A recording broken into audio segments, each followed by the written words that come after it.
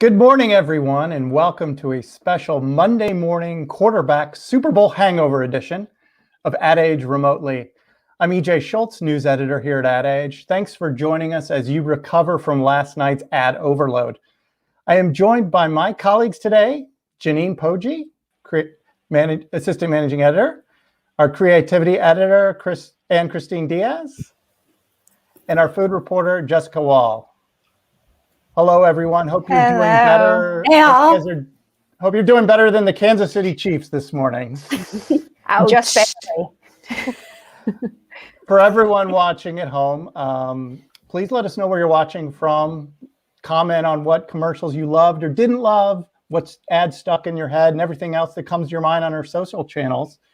But let's start out, Janine, with you. You have some news on the big ad winner of the night, at least according to one of the closely watched tracking firms. Yeah, it looks like the big winner from USA Today Ad Meter was Rocket Mortgage. It actually took the number 1 and number 2 spots, which I think this is the first time in 14 years or so that that's happened. The last time that happened was with Budweiser. So this is a big win for Rocket Mortgage, which had its spots starring Tracy Morgan. And I think we have those so we could take a look.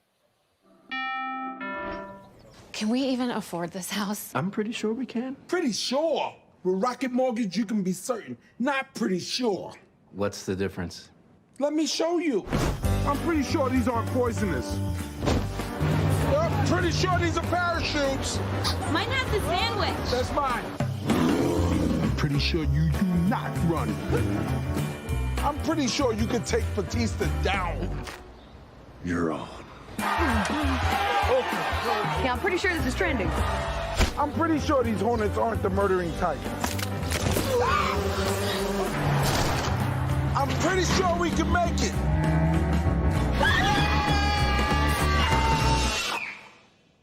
Certain is better. Let's go with certain. Good choice. When you're buying a home, pretty sure isn't sure enough. When you need to be certain about how much home you can afford, Rocket can. Hi, neighbor. I'll hold the dog. Not again.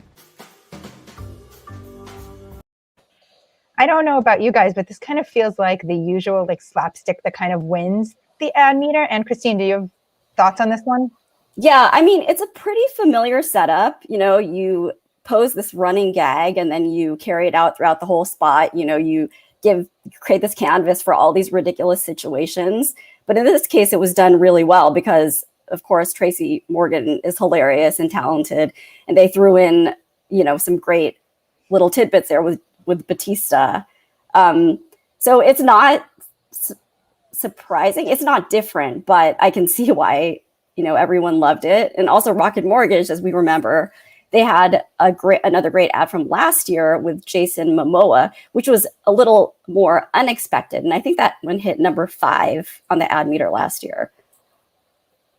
Yeah, it's definitely more of the usual, I think. But there's one that takes a completely different tone that on Ad Age's annual ad review, we gave 5 stars to. And that's, of course, the Jeep the Middle spot. Maybe we can play a few seconds of that one to remind everyone.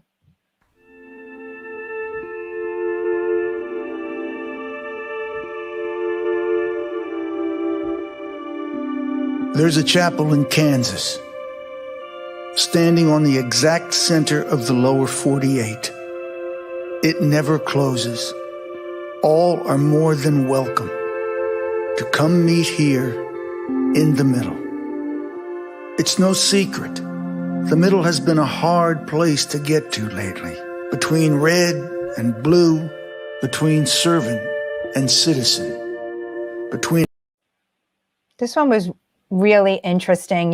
We gave it 5 stars, but Twitter was pretty polarized on it. I actually did a poll yesterday on Twitter asking if people thought this was powerful, preachy, and 60% said it was preachy, referring to some of the religious and Christian references and kind of being turned off by that. EJ, do you want to talk a little bit maybe about how this all came together? You've been following this one closely, especially getting Bruce Springsteen, which is a huge get, obviously, for them. Yeah, the behind the scenes story on this one is that Olivier Francois, who oversees Jeep marketing, has been trying for years to get Bruce in an ad, and he finally pulled it off this year. And it was obviously a beautiful film, but you're right, the reaction was not 100% love.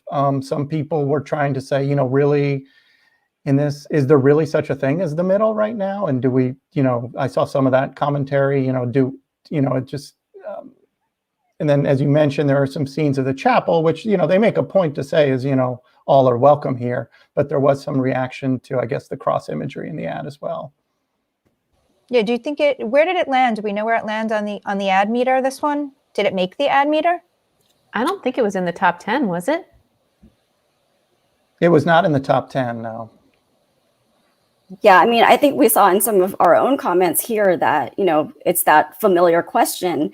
Do brands really have a role to play in this? Or can we look to brands to deliver a message like this? I think that was a turnoff for some of the viewers. It was a great message, but I don't like that a brand was behind it.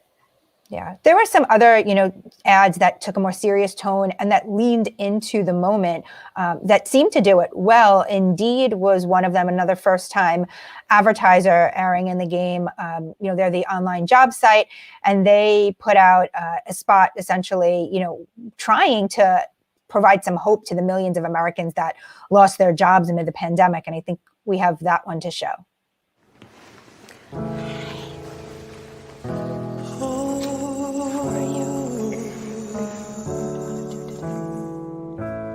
You're broken down and tired of living life on a merry-go-round, and you can't find the fighter, but I see it in you, so we gon' walk it out. And we'll rise up high like the waves. I'll rise up in spite of the ache. I'll rise up and I'll do it 1,000 times again for you, for you, for you, for you.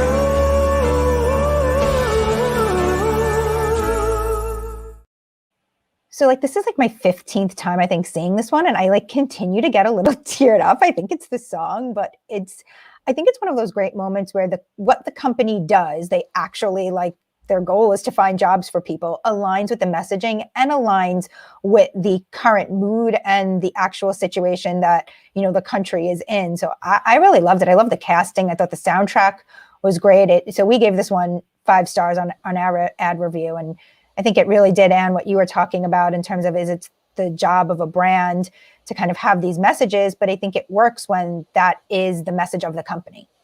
One interesting thing that happened, that going into the Super Bowl, Indeed got called out because there's a piece of stock footage in the spot, which is the same footage used in another Super Bowl spot. And, there was all this back and forth on Twitter. Maybe it was insider baseball in the industry. But in the end, the reception of the ad was so warm and good that, the message still shone through. Yeah, so that was interesting. I spoke to them about that briefly, and they pretty much acknowledged that it's pretty much a result of COVID era pandemic shooting issues. They had a scene that they were trying to shoot that they couldn't because of various issues, so they went to some stock footage, but unfortunately it wasn't exclusive, and that's I think the kind of one of the new norms in sort of this time of production. So kind of an indication of what everyone had to go through when shooting these ads this year under these unusual circumstances. Yeah, and we saw that all throughout the pandemic, and it didn't really matter if you did it well. So that was really fascinating. And we have some shout outs. Oh, go ahead, Anne Christine. You do the shout outs. Oh, okay. We have Jesse from Oklahoma, Shanice from Michigan, Tracy from Georgia, Kathy from California, Ann Mall from New York, Alex from Connecticut, Tania from Pakistan, and Christine from Colorado. Thanks for joining us, everybody. We are here talking about the Super Bowl ads. And speaking of COVID, I think one of the things we were all watching last night is how advertisers were going to approach the pandemic. And I think what happened was a lot of them just simply ignored it. We saw a lot of ads where people were in relatively close quarters. They were not wearing masks. We did some reporting on this ahead of the game and put that question before brands, and their response was, we're trying to portray this sort of future time where, maybe the pandemic is behind us. I think the practical side of that too is it's hard to really show emotion, obviously, with people in masks. And I think that they were just sort of banking on the audience accepting that. How do you guys think that went over? Did you see anything on social media where people are raising questions about no masks? The only mask commentary I saw, and I actually raised this in one of my tweets, was the most masks I saw was in the Weeknd's halftime show. You barely the safest shoot of the Super Bowl.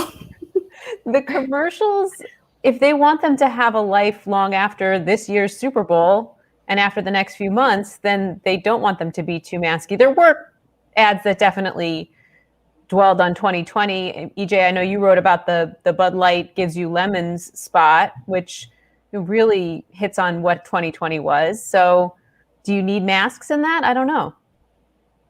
It's interesting. I took another poll on this one and on Twitter, and it was exactly, I think this one was 50-50 split. There was half that said that they should have shown the talent wearing masks, and another half that said no to it. And, I do think it has something to do with perception and what kind of, message you want to send right now. But I spoke with the WeatherTech CEO who their ads features the real employees of WeatherTech employees in the actual factory, and asked about, showing the employees with masks. And to EJ's point, it was also a factor of, wanting the spot to be able to live on post-pandemic and not looking back. And that's what you think of immediately is here's this commercial with people with masks on. So I do think that rang true for a lot of brands.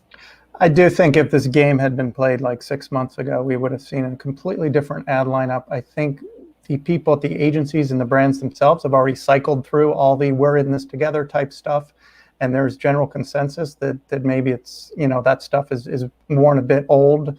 And Christine, I know you've been tracking that over the past year. Do you agree with that? Oh, yeah. I mean, we saw the first month or two where it was all heartfelt and weepy. And then there was a phase where everybody was just making fun of everything. And then there was the phase where everything just got back to kind of normal. And you do have to think about, these marketing dollars do have to last, especially during a time like the pandemic. So it's smart to create ads that have some sort of shelf life pass through all this. How do you think then like the Budweiser spot, coming together, and then, there was the one from Bass Pro Shop, which talked about getting out in nature. A couple of them did acknowledge the time we're in. Like, how do you think those perform then?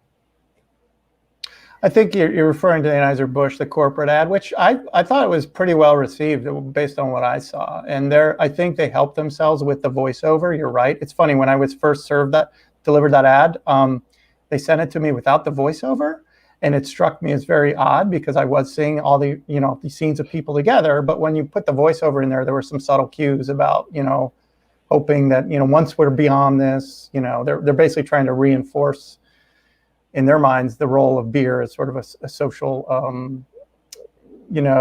gathering. Beer being used as a social tool to help bring people together, essentially. That seems like I wonder a if they message could.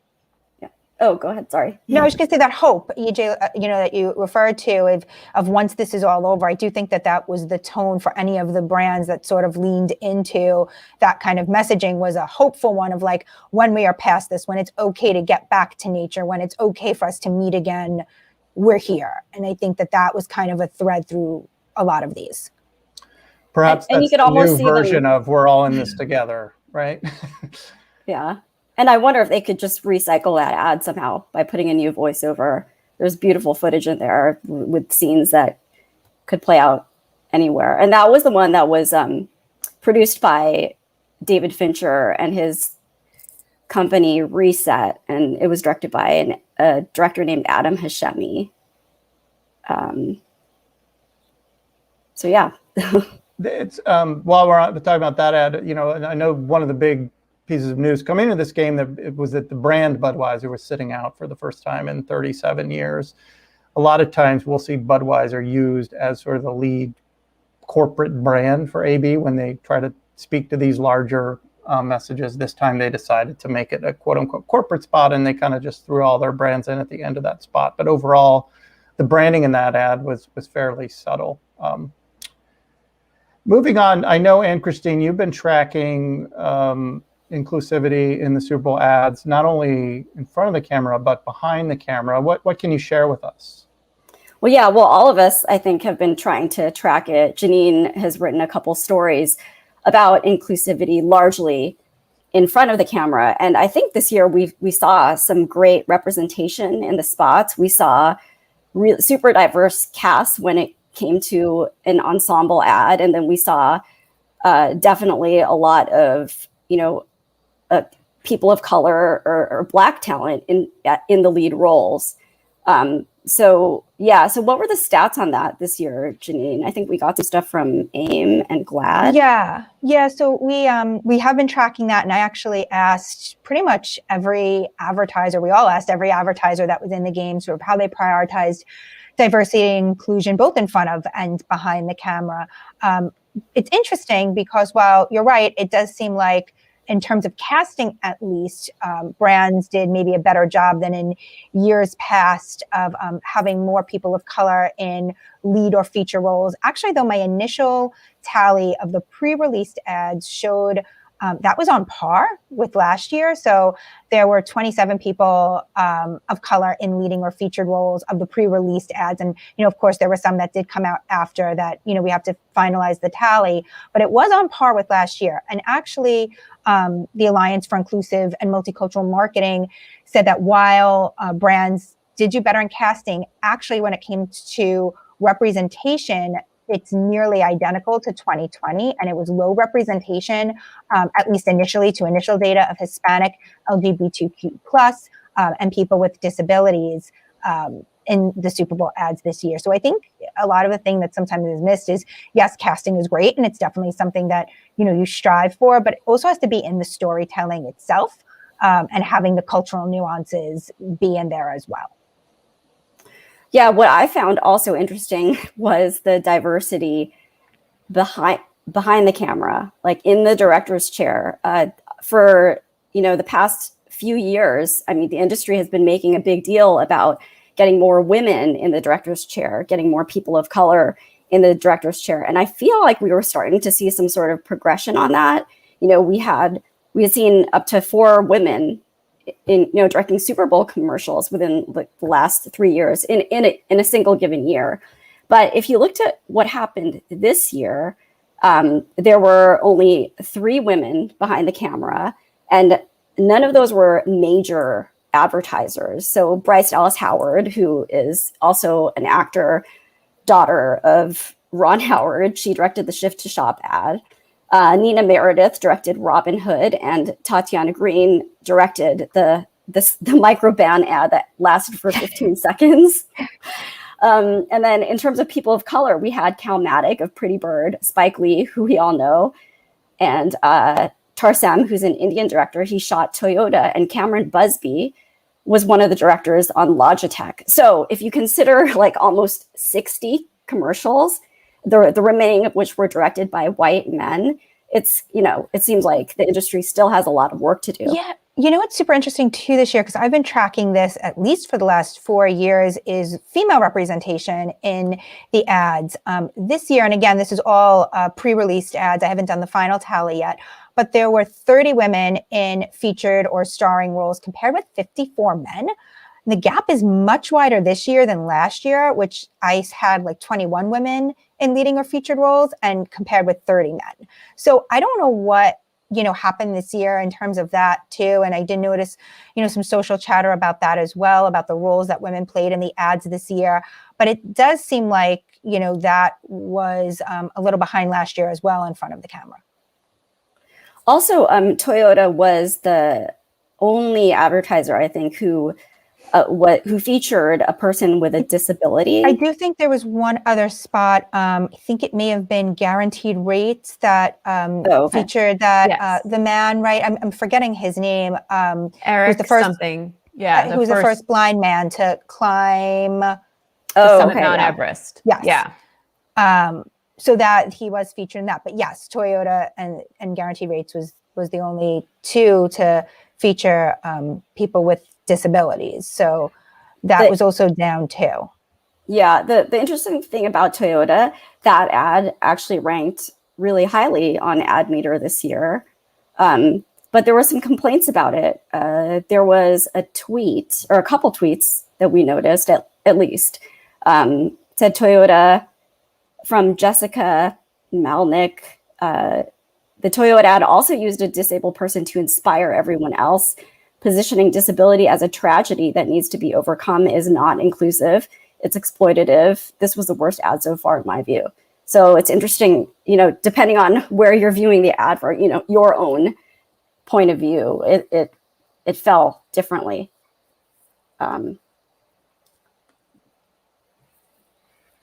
So I do think it was some of the stuff I saw, though, like it was just in my own household, people watching it got very emotional. I think it was definitely one of the more emotional ads. And I think people can relate to parenting for sure in that ad. And I think that struck a chord with a lot of people. And it's not the first time, right, EJ, that Toyota has featured a Paralympian. Jessica Long is the Paralympian they featured this year. But Toyota's done that in a couple of years prior to this. Right. They, of course, Toyota spends a lot of money on their Olympic sponsorship, and which also includes the Paralympics. And they make a point to both equally feature their Olympic and Paralympic ads in all their marketing, like a 50-50 split. And this ad was actually shot before the pandemic, I think originally intended for the Olympics, which of course were postponed. But Toyota does have a history of promoting their Olympic sponsorships in their Super Bowl ads. I was actually wondering if it was originally an Olympics ad. It was. We confirmed that. It worked for the Super Bowl, but you could definitely see that it had Olympic undertones. Felt like an Olympics ad. Yeah. So the other one of the other big stories coming into the night is the number of big brands that sat out. I mentioned Budweiser earlier. The overall automotive category was down by a lot.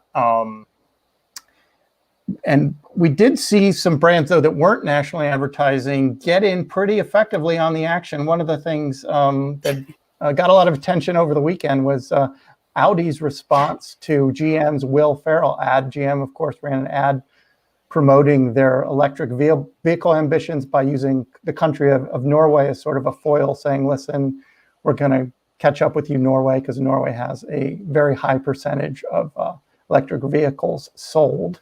And I think we might have a little footage of Audi's response. America is coming for us. Norway is the best country in the universe. How can you hate this? How can you hate us? Me.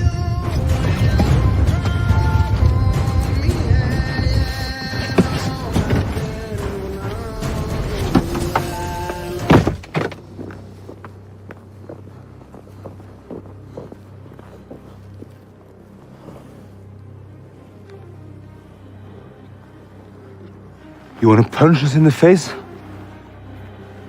You want to do this to us? To me?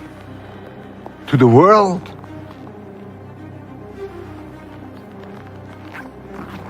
We're trying to save the world.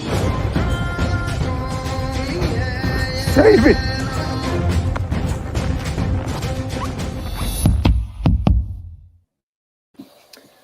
So that, of course, was not a national Super Bowl ad, but it got a lot of attention. What did you guys think of that response? I liked it. I thought it was fun. I thought it was very, quick, but I wonder how well it caught on if you hadn't seen the GM spot yet. Because there are people who don't watch Super Bowl ads until the Super Bowl. Would they have any clue what Audi was talking about? Yeah, that's a good point. But I mean, I think it's directed right at Super Bowl viewers to begin with. But I thought it was also interesting. Tam, our director, made the point, like, this shows the risk of releasing your teasers too early. It gives time for somebody to respond really quickly. We did see a good chunk less of the brands advertising this year not pre-release their spots. At least maybe 8 or so from last year that held back their ads and waited until the big game to debut. So that was interesting because I do think that was a new maybe trend emerging of holding back, maybe for that reason, to, not get caught in something like that. And as usual, we had a host of local, more regional ads. And one of the ads that got a lot of attention was the Reddit ad. Should we talk about that a little bit? Yeah. Janine, do you want to set that up? Yeah. So the Reddit was like a blink and you'll miss it kind of thing. It ad 5 seconds in regional markets, some big cities and elsewhere. So it wasn't a national ad, but got a lot of buzz. Of course, it was talking about its involvement in the GameStop stock controversy. And it 5 seconds and people all over Twitter were talking about it, which leads me to ask, do you need to buy a national 30-second ad to generate that buzz? And interestingly, Robinhood, which is the trading app that was also a part of this frenzy, also aired a national commercial during the game, their first ad. And I don't know, I didn't see nearly as much buzz for that than I have for this Reddit 5-second commercial, which I find interesting.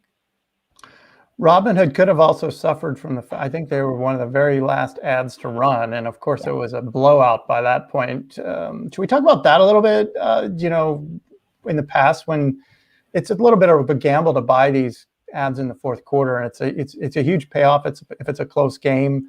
But I do wonder when the ratings come out, if the audience stuck around or not. Janine, I know you usually keep an eye on that. What's the historical precedence for that? Yeah, it's certainly always a risk, but sometimes you can win, if things go into overtime, which I do think, given the two teams and the matchup, brands thought maybe that it would be closer than it was. So I think it was a calculated risk here. Someone has to be in the fourth quarter, right? It's inevitable, but there are definitely years where it pays off. This does not seem to be one of them. We, of course, we had a very experienced quarterback win the game, but there were a lot of rookie advertisers this year, a lot of newbies, more than I think in a long time, or if not even ever before. Janine, what are the stats on what we ended up with there? Yeah, I think that we ended up with total 23 first-time advertisers. That compares last year, there were 11 newbies in the game. On average, between 2010 and 2019, each year there were 8 on average first-time advertisers, according to Kantar data.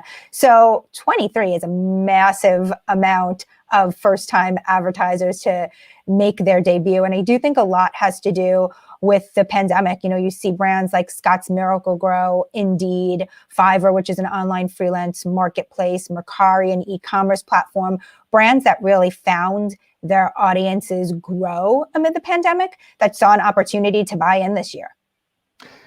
Can we talk about the Oatly ad right now? Yeah. They're not only, I think, a Super Bowl newcomer, but just a general newcomer to the world of television advertising, at least here in the U.S. And explain that ad if you can. So for those who may have missed the Oatly ad, it's their CEO, Tony Peterson. He's singing in an oat field. He's playing an electric piano or electric keyboard. It's actually a video that they shot in 2014, and they decided to bring it out for their Super Bowl and US TV debut. So here we have a little clip. It's like milk made for humans. So our ad reviewer, Simon, noted that he looks like he thought at first it was Joseph Gordon-Levitt. He's not the only one who thought that. I thought that, but also a lot of people on Twitter were saying he's like an older version of Joseph Gordon-Levitt. And Oatly, I have to give them plenty of credit. There were people who, it was polarizing. People either got it and really appreciated it or really didn't like it. And they anticipated that, printing T-shirts. And guys, I got one. 10 p.m. last night, the children were asleep. My doorbell rang, and this was hand delivered to me. I totally hated that Oatly commercial. And it has also came with and I totally love that T-shirt. So they were on top of it, and that I think that was really part of the marketing strategy. No, Jessica? It fits right in with the type of marketing that Oatly does. It's interesting, and Anne-Christine, you and I have talked about this before on Creativity Top 5 Live. Yeah. Oatly has a completely different campaign going on in the UK where it's much more well established. So this Oatly campaign is back to the beginning for them in the US. It's at the point where they have enough distribution nationally that they felt they could go with a national ad, and it's sort of go big or go home. So they went big and went to the big game.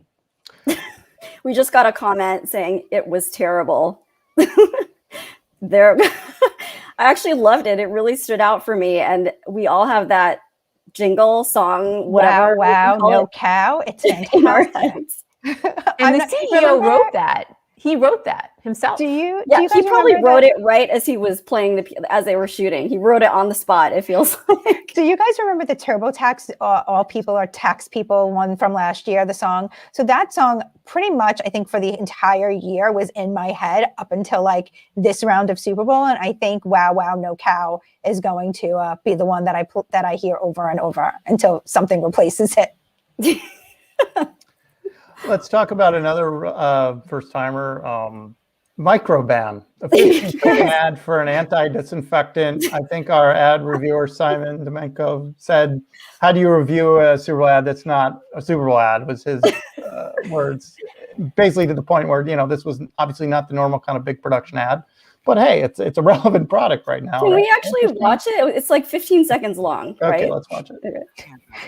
It keeps killing bacteria for 24 hours.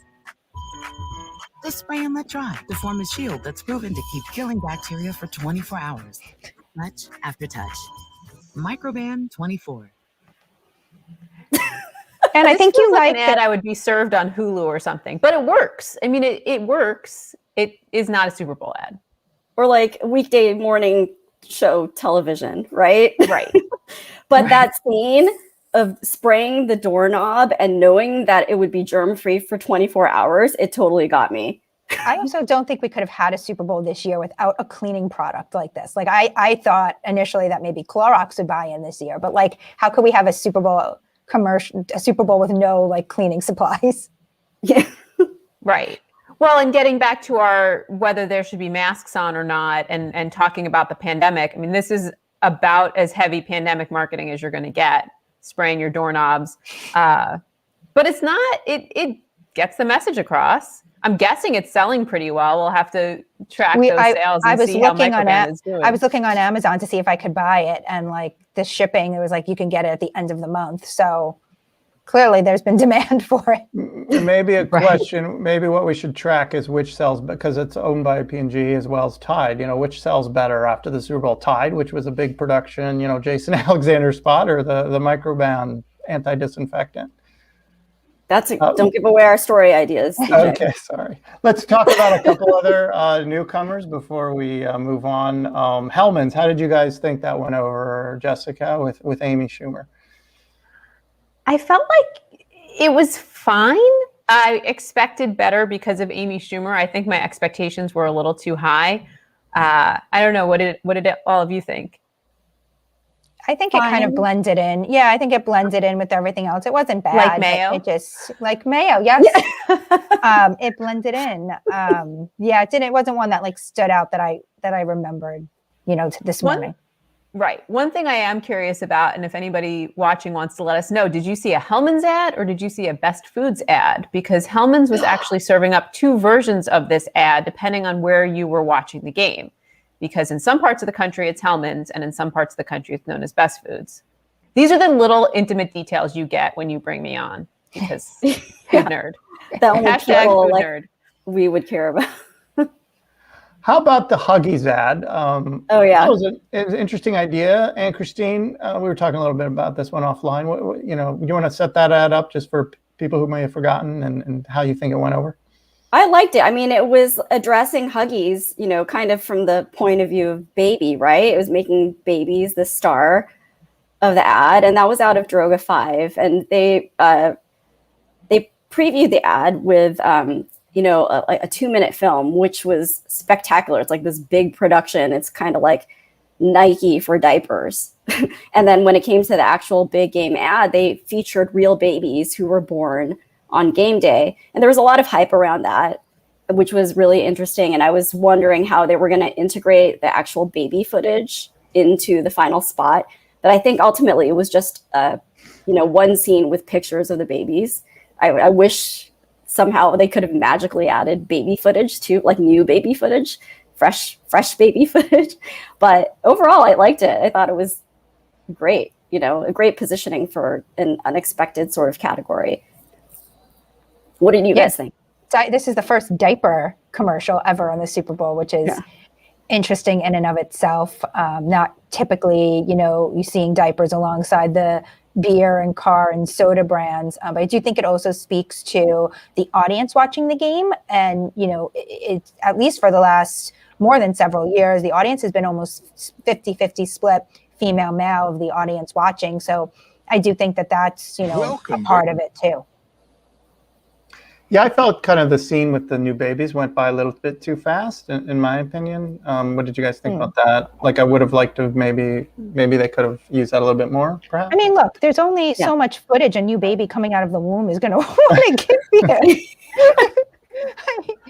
I was curious actually how they were going to do that, and these babies born on Super Bowl Sunday, like how much footage could you get of them? If people watching might remember the NFL, the league played with this concept somewhat similar a few years back, I believe, but it was more about babies conceived on game day, I think. Was that the point of their ad? Yeah.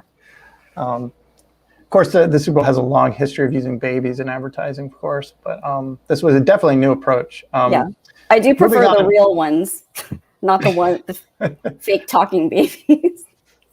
You prefer real babies to puppy monkey babies, or?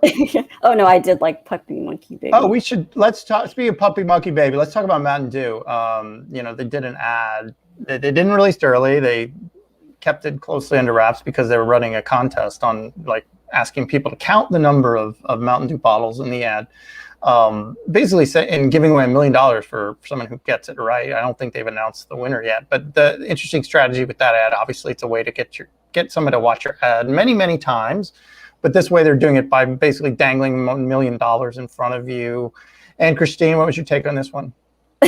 I thought it was really fascinating. They were basically asking football fans to sacrifice watching the game in order to potentially win $1 million. So it's like the ultimate, Do we know if anyone did it? Did anyone tweet it out? Did someone win? I did. Oh, no, I think they're still kind of tallying the results right now, verifying things. But I did see people tweet numbers. Somebody said 983 or something was one number I saw, which seems kind of low. I don't know. And how did they, it was 5 minutes afterwards. So I don't know how they got to that number. There was also, I think, a concerted effort around small business support with the ads this year, at least a couple of them. Jessica, do you want to talk about what Doordash did? Sure. So Doordash was talking about neighborhood businesses and the businesses that you can order from in your neighborhood. So they had an ad with Sesame Street and David Diggs. And what's interesting about this one, other than Sesame Street being in the Super Bowl for the first time, Doordash being in the Super Bowl for the first time, is also they're giving money to Sesame Workshop. Uber Eats also had a very local give back message trying to get people to order from their local restaurants while using these bigger services. So here's the Sesame Street Doordash one.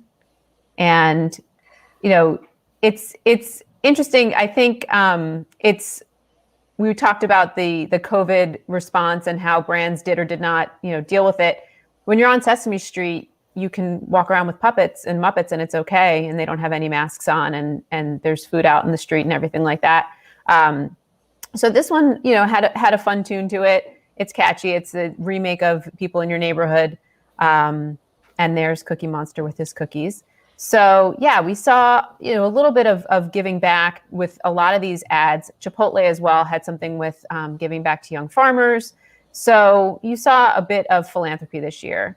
Yeah, Verizon did something similar in terms of small business as part of its campaign, not in its commercial itself. They did do a concert that they were streaming that the proceeds were used to donate to small businesses, I think specifically helping businesses also in Tampa, which in a normal Super Bowl year, would have seen a lot of tourism and, people going there like during the Super Bowl, of course, a bit different this year. So, it helped some of those small businesses as well. I think it was interesting too how Uber Eats specifically and DoorDash too, they combined entertainment value with these messages of support. Like Uber Eats was a completely funny Super Bowl ad on its own, but baked into it was this message of eat local. And the 2.5 hour version of that ad actually had this credits roll. So this Uber Eats redid Wayne's World. And in the long form version of the ad, they had this credits roll at the very end that called out Uber Eats' 100,000 plus restaurant partners. And that was to back an initiative where Uber Eats is giving $20 million of support to local restaurants. So I thought that was a nice combination of good and entertainment. Uber Eats also hits on, the nostalgia theme. Yeah. I don't know, EJ, if you felt like you were going back in time, Janine and Christine, but I felt like I was like sitting on my parents' couch watching the Super Bowl last night. Well, I'm sorry. So like the Shaggy song, It Wasn't Me. Like I had to look up when that came out. That was 21 years ago. What? Which does not feel like that. Yes, it came out in 2000. So it can also be considered nostalgia, even though to me it feels like it was yesterday. But like that Sesame Street, of course, Wayne's World, they definitely, I think, especially this year, it's like, okay, let's take people back to a happier time and, kind of achieve that. Yeah, we've all long history of seeing Super Bowl ads kind of pander to more of the baby boomer generation with this nostalgia. I do feel like we're now inching up into the Gen Xers, into the next generations for those of us who, fondly remember Wayne's World. Or Edward Scissorhands and the Cadillac commercial. Let's talk about the Cadillac ad, Christine, because you did some reporting on that one and had some nice kind of behind the scenes detail on how they put that together. Yeah, there's so much production value on screen. It's incredible. It's like a little film. And so Cadillac continued the story of Edward Scissorhands. As you remember in the film, he and Winona Ryder's character, Johnny Depp and Winona Ryder's character, Kim, were separated in the end. So it was like the sweet unrequited love tale, but Cadillac kind of continues the story, and somehow they must have gotten together and they had a son. And it's Edgar Scissorhands, played by Timothée Chalamet. And it's kind of a similar Edward Scissorhands story where he's clumsy in some respects, but then this genius or this master in others, where at the sandwich bar he creates these masterpieces because of his scissor hands. And this was all to promote Cadillac's electric vehicles, the Lyrique. Is that how you pronounce it? Lyric, yeah. And it's Lyric. It was touting the Super Cruise, which is the hands-free driving. So, yeah. Obviously, for obvious reasons, if you have scissor hands, you need the hands-free driving, right? Yeah. Thus the connection to Edgar Scissorhands. And yeah, that was directed by David Shane of O Positive, who's really well known for his talent. But the overall production itself was amazing. Top-notch production designers and editors and music that kind of really paid homage to Danny Elfman's original soundtrack. Craft-wise, it was really well done. And it makes you want a real sequel, like a full-blown sequel.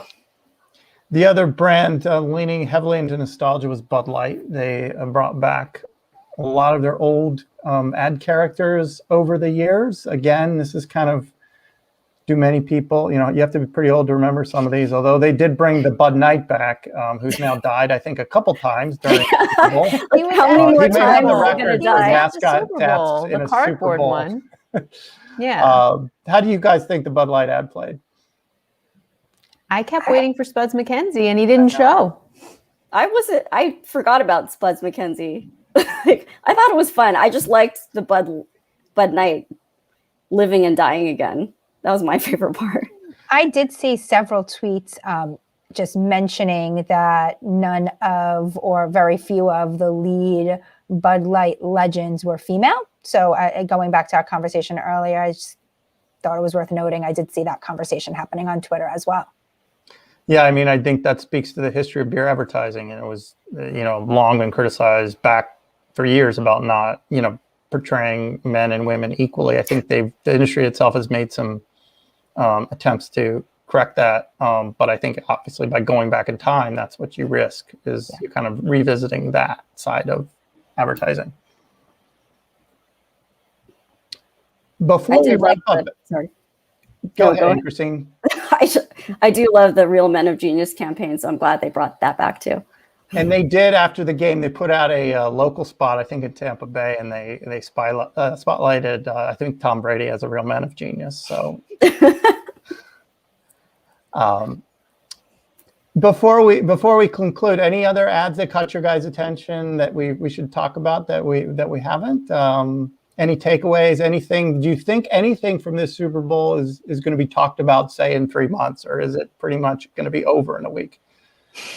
Whatever the Marvel, I'm going to butcher the name of it, the flying guy, Captain something or other, was towards the beginning of the game, Janine, the Disney Plus ad that had something with Was it Marvel the Disney universe. bundle or the movie The movie one. Whatever that was, I was not expecting it. And everybody here, all four of us, were like, oh, let me see what that was. We can say movies in particular there were a couple studios that advertised. It was very, very light this year for obvious reasons, with all, productions postponed and some theaters still closed and all of that. So that was a category that was certainly light. Another one completely missing, also not a surprise, was travel.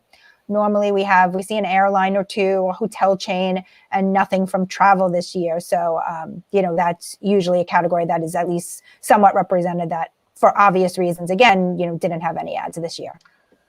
The Paramount Plus program seemed to do quite well. Let's talk about that just for a few minutes. It did, yeah. I mean, that one, CBS, of course, has time to run promos in the Super Bowl because they are the game. This one is for the new Paramount Plus. It's being rebranded CBS All Access to Paramount Plus. So, they went big. It's coming out in a couple of months. So they went heavy with that promotion, featuring a lot of stars across Viacom's CBS portfolio, everyone from some of the animated characters like SpongeBob and Dora to Snooki from Jersey Shore. So, all climbing the mountain, of course, that symbol of Paramount, which is very familiar. So people really enjoyed that spot. It was interesting, though, I just want to note, is that during the game, there was some, which there is always when you have, these big live events, some technical difficulties with CBS All Access streaming the game. Some people it went down, some people couldn't get in. Not unusual for, events of this size, but it's just interesting when we're talking this year about the streaming landscape and how big the streaming landscape is becoming. Just those issues, continue to persist. So it's just worth watching. What I learned from that one is that I need more Beavis and Butthead in my life again. Talk about nostalgia. Yeah, that one, the Beavis and Butthead version of that commercial in particular stood out to me. But I liked this commercial a lot more in pieces than I did as the full one that was pre-released before the game. I think it worked better for me, at least in smaller snippets. I was like, oh, okay, Paramount Plus is going to have this, or it's going to have that.